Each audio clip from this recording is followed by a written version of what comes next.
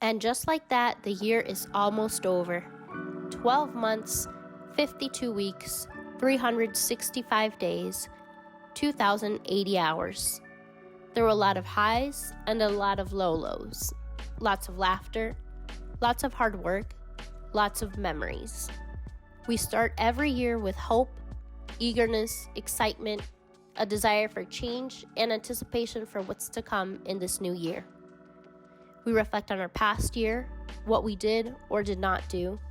We write down our goals and what we want to accomplish this coming year. We ride on this high, on this momentum, for as long as we can. Eventually, we settle into the year.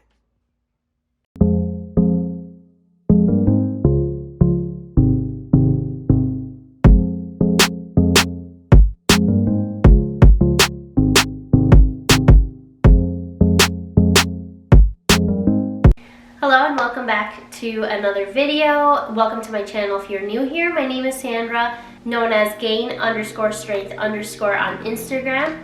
Hope you're having a wonderful day, wonderful morning, whatever time of the day it is for you. In today's video, I wanted to share a little recap of my year and some things that I learned along the way. I feel like I went into this year with very high expectations coming from 2021. 2021 was such a great year for me. I became a personal trainer, we bought our first house, traveled a lot, my business grew, I reconnected with old friends and even made some new ones. I even started working on my mental health. 2021 was my year, but 2022 was not it. I'm not saying that it was 100% horrible. There were times when it was amazing, don't get me wrong, but this year, mentally speaking, was very rough. I felt myself go into a dark hole that took me a while to get out of. I turned 30 this year, which the months leading up to my birthday, I think it didn't help my mental state, and maybe that's what triggered it. I was so nervous. I felt so unaccomplished. I just felt out of time. I ended up going to Miami for the first time to celebrate my birthday with a group of friends, my sister, my husband. It was a lovely weekend.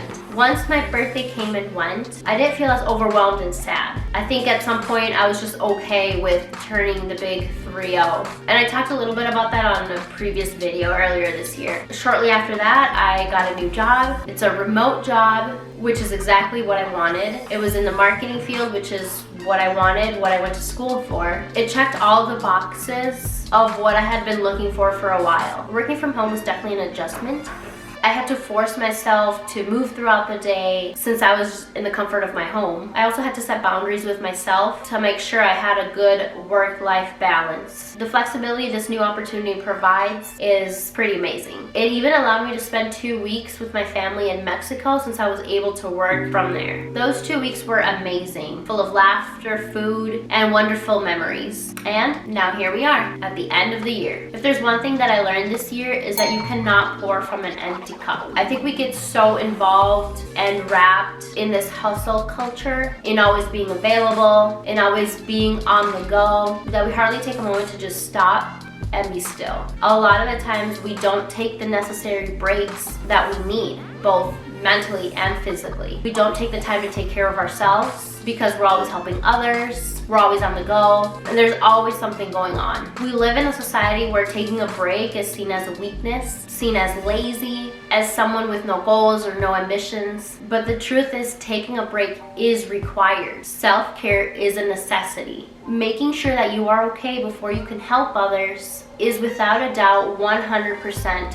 crucial. And this year, boy, did I take a lot of breaks. So this coming year, please take some time for yourself. Make time for things that you love, for things that make you happy. Make sure to set boundaries with people when needed. Having boundaries or making boundaries always has a negative connotation, but it doesn't have to be. There is a healthy way to set boundaries, especially when you're talking about doing something for yourself.